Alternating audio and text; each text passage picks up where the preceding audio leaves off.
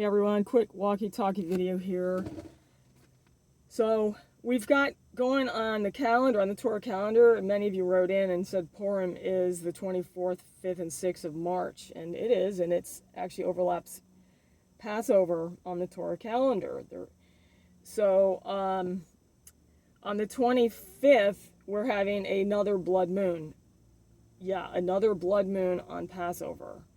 And God may be highlighting the Torah calendar by putting it on Passover on the Torah calendar again, even though Israel is going to be celebrating Passover in April, but God might not be. So you also have on the third day from the full moon is the 28th. Again, that's the third day from the full moon, which is interesting since I got that number 28 in my last video. So the other thing we have, the blood moon will begin at 12:53 a.m., which is on the 25th. And there's a 153 in there, which is catching of fish. So you have on the 14th of the Torah, you have Purim and Passover and a blood moon. I mean, God is really marking this.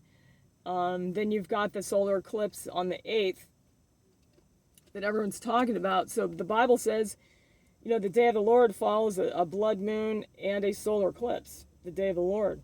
So on April 8th, you'll have both of those qualify to start the day of the Lord. And so the rapture could definitely be before that. If it's going to start then, which it looks like it very well could, then we would be out of here before then. And then one of you mentioned too that they're more likely to sacrifice the red heifer on the 28th because it's a Thursday. And why would they do it on the Shabbat? It's a good point.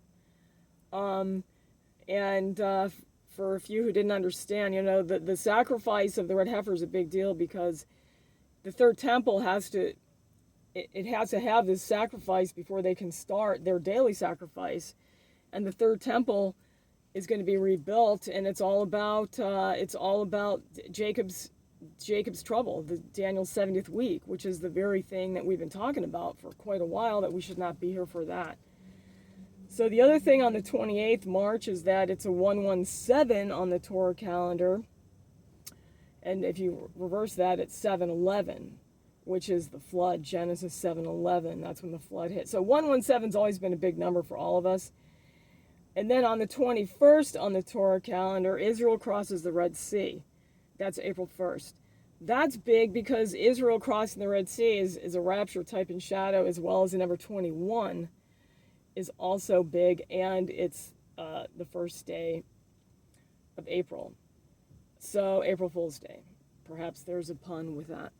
It looks like I should close this so I can load it, and it's going to be, these are short videos anyway, so hopefully I can load it from the car. So God bless, over and out.